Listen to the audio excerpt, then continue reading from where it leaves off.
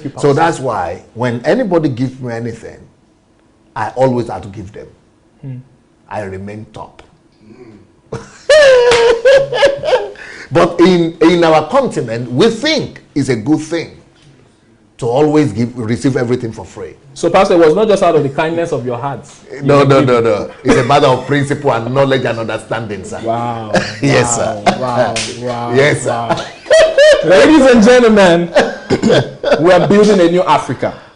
It takes a civilized people to build a civilized continent. And these are the ideas that are going to bring us from where we are to where we want to be. And I believe very strongly that if we use these principles and we follow them judiciously, we will come out as champions. Because we can see Pastor Sunday right here. He's a champion and he's training us and leading us in the path that we should follow. So please share this video. Let's hope that one of our leaders in Africa would see this clip or see this show and begin to apply these things. Because without application, it's going to be like what's happening to America right now. Pastor told them 12 years ago, you would be invaded. They didn't listen to him. They said, oh, he's just another young black man from Europe full of vibrancy and passion. But it's happening today. Already in America, Pastor, 22 million illegal immigrants. If we're not going to end up like America, looking back and saying, had we known, we would have done better. We have to take steps from today. So please, write petitions, talk to somebody. We must secure our land. And I must also say that I am sitting down here, not just doing nothing about what is happening with our continent and Africans. I am putting together my own strategy and plans and projects so that if it gets to the worst, I'm having my own plans of buying out Chinese. I will not talk about that here, so that I will be able to live long. Like you said, gentle as a dove, wise as a serpent. Yes. So, but I'm also working on that. So I'm getting ready for Africa, and I'm working on different dimensions. We have to be strategic if we're going to build a new Africa. So thank you very much for that answer, Pastor. So we're going to go to the third point. I don't think we're going to be able to get through all that we planned for today. But ladies and gentlemen, this is just the maiden edition. This is going to come to you every Thursday. You're going to be hearing revolutionary, original, insightful ideas, practical ideas of how we can build a new continent. The talking and the praying and the prophesying is enough. It's time for us to start taking practical steps to accomplishing the things that we have been told by God that we can accomplish, or accomplishing the things that we can see in Europe, we can see in North America. And I believe it's possible. The third thing, Pastor, it's connected to what you just talked about. Okay. In South Africa right now, there is a land grab that is taking place. Wow. There is a certain party that is radically killing the Caucasians in South Africa. And they are taking their land. And the Human Rights Commission is crying out. The whites are crying out. I feel sympathy for them, but with your explanation now, I'm beginning to understand a little differently. I'm not sure I'm comfortable with the bloodshed though. But I can understand where those who are going for the land are coming from.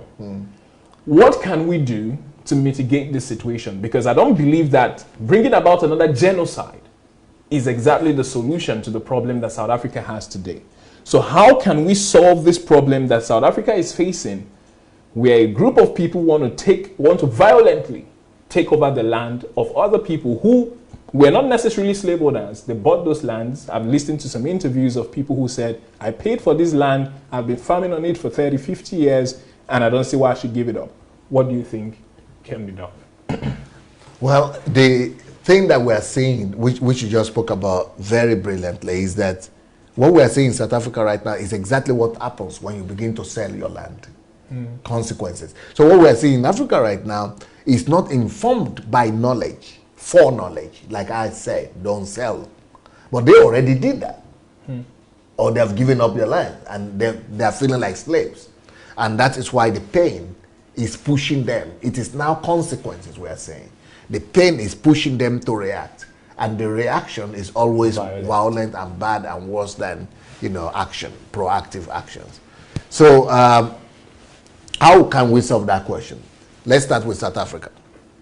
South Africa, under Madiba, that is Nelson Mandela, showed and taught the world a lesson in forgiveness. When they did the reconciliation roundtable, and they made people, instead of killing and condemning and retaliating, they allowed the white oppressors, the apartheid executioners, to come forward and repent and confess, and the blacks and everybody asked for forgiveness. That's a great, great lesson that the world has learned from South Africa, and it has helped also Rwanda, and it's helping other countries up to today. To resolve the problem of South Africa, I will advise that they still use that strategy to resolve the problem of the land crisis and land issue. But what is happening in South Africa is very shameful. If you go to South Africa, I've been there many times, you will find out that you see a metropolitan city like New York, or like London, or like Germany, like any Cape Town, but it's as good as in Europe. Sure. It's as good as in America. But then at the outskirts of those cities, you will see shanks or shacks or whatever they call them. Huh? Bachas. They call them something. I think they call them shacks or shanties. Shanties. Just tent buildings. Yes. Horrible scenario. Horrible just looking at it. You are seeing skyscrapers just now, and you went out of the city, you are seeing human beings, and all of them are black. Squatting all over the ground and like animals, like cattle. Under that kind of circumstance, it's a miracle that the black people will have so much patience for so long before they started grabbing. If it had happened in Nigeria, they would have grabbed earlier on. More violent in Nigeria.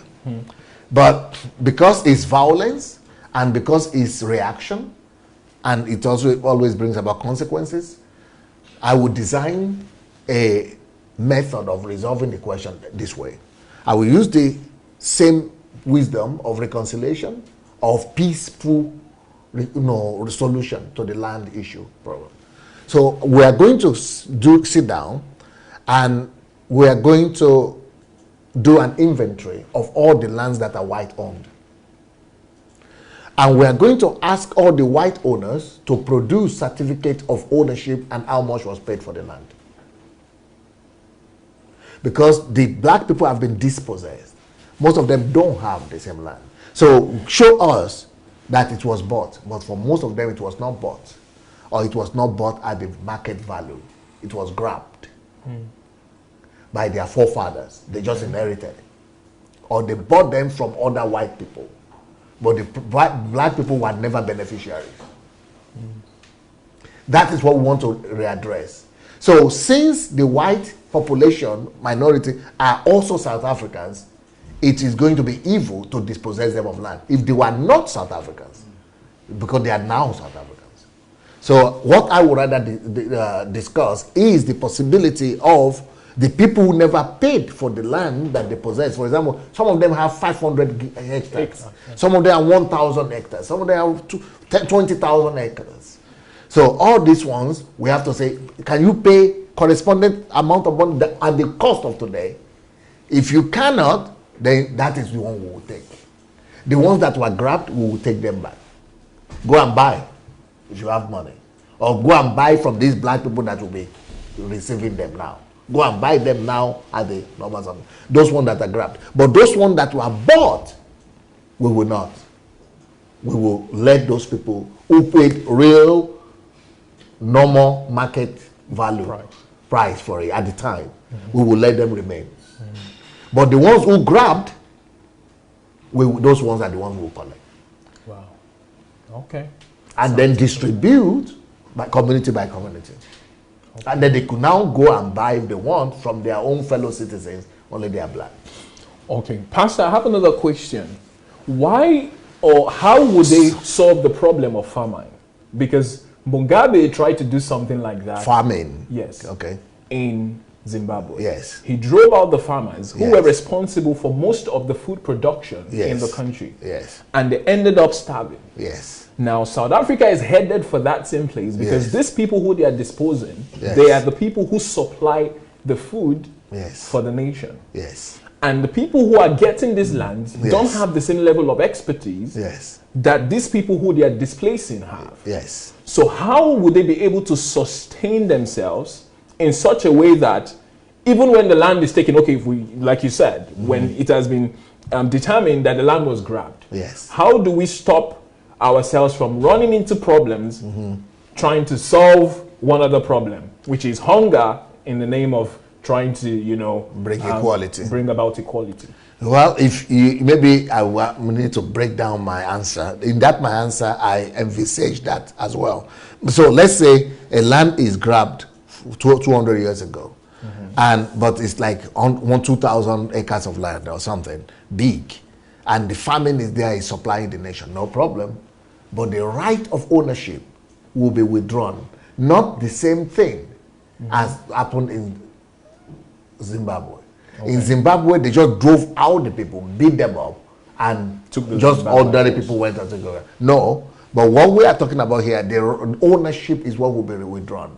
So the ownership will now, for example, belong to that community, but the people who run it will still keep running it. Yeah, they are still running their all company. right. But only the right of ownership, which means they are paying, just like you are paying rent upon this house, or if you are living in this house, that's how you are paying the rent. You keep on your work. All right. No conflict. So they don't drive them out. They Just keep like them there. yeah, just like we had in Nigeria with Shell paying compensation to the local people, but they are still working. If you pay, you are working. Yes. All right. Brilliant. Ladies and gentlemen, believe it or not, this is just part A of the show that we had planned for today. We've not touched plan B, and the time is already up. We're going to continue next week, but please share this video with your friends. Invite others. Tell them Thursday same time next week. We're going to be here discussing original ideas, revolutionary ideas that are going to enhance our ability to build a new Africa. And Pastor is going to be here. You can count on it to give us more insights as to how we can build a new Africa. Please take action. Don't just sit back and say, well, there's not much I can do where I'm from. Pastor has told you, if you think you're smart, put those smarts into solving problems in your community. Multiply it in the next community. Multiply it in the state. Multiply it in the nation. Own lands. Make sure you push for legislation. Those that are in power, I believe some people in power should be watching us because we're giving them ideas of how to make things work in the country and in the continent. No matter where you're from on the African continent, land is important. And finally, peaceful resolution. Please, violence is never the answer. Those who were able to conquer the world did it through peace. The likes of Gandhi, Mandela, Jesus. Violence never solves the problem. So I believe that my South African brothers and sisters that are hearing me would be able to take these ideas to people who would put them into action. And I believe that together we'll be able to build a new Africa.